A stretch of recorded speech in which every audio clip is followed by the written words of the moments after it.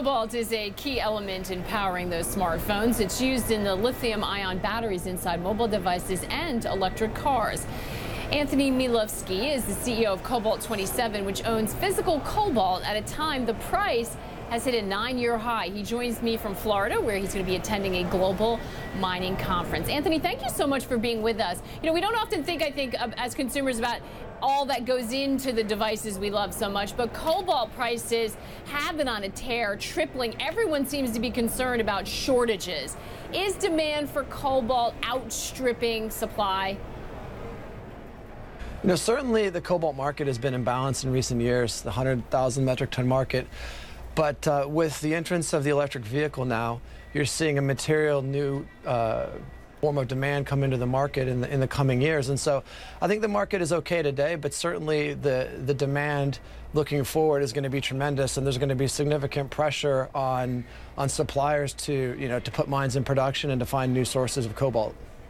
Yeah, as we keep our eye on that demand side of the equation, on the supply side, there are concerns not only about having enough, but I know that a lot of people looking at the Democratic Republic of Congo coming under scrutiny for the use of child labor in some mines. There have been some companies who've said they're not going to buy any cobalt that's not fair trade certified. As we sort of tackle that issue, is that going to be something that continues to weigh down supply and put upward pressure on prices? I think certainly there's a tremendous problem. 65% of cobalt comes out of the Congo. And if you look at the two mines which are scheduled to come online in the coming 18 months, both of those are also in the Congo. So the concentration in the Congo is actually going to increase, not decrease.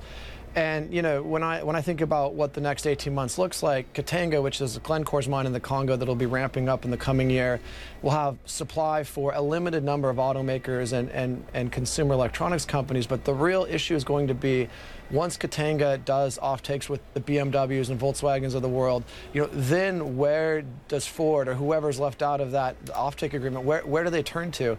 And, you know, you see headlines. Some of these companies are looking at artisanal mining, but the only thing I can tell you, I don't know if you've been to the Congo, is that actually sourcing, as you call it, fair trade cobalt or artisanal cobalt is going to be fraught with difficulties. And I would guarantee you that if you think that you can source conflict-free cobalt from artisanal miners, you're definitely going to have some problems. So, you know, the big pressure on cobalt, I believe, in the next 12 months will come after offtake deals are done at Katanga and RTR, and companies are left scrambling without, you know, security of supply. You know, as an actual percentage of the cost of an iPhone, you know, cobalt's a couple dollars. So the price isn't really the issue here. It's security of supply and making sure you have the cobalt for your battery in the coming years. Yeah, and that's why I think we've seen so many headlines recently, especially last week, about Apple and the like trying to secure their own supplies. Will they be able to do that? How do you see that playing out and affecting the industry? So, you know, it's going to be a first mover advantage. You know, with Katanga and RTR, there's only so much coming online that's planned. Remember, cobalt is a byproduct of nickel and copper mining globally. And so it's not like lithium where you can go build a mine. Instead, you're subject to copper prices and nickel prices. So I do think that, you know, whether it's Apple or BMW or Volkswagen, you know, a number of the end users here will do deals with RTR and Katanga in the coming 12 months, and they will get their supply.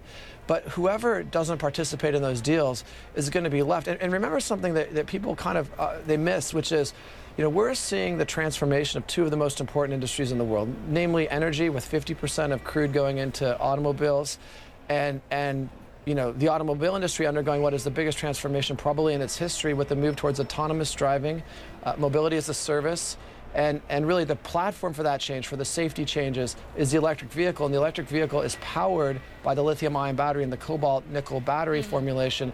And so anyone who doesn't get that offtake is going to have a very difficult, you know, problem executing their business strategy in the autonomous, you know, in the autonomous vehicle space. Yeah. And so there are a lot of changes underway, and people really need to make their move, I think, in order to secure that supply.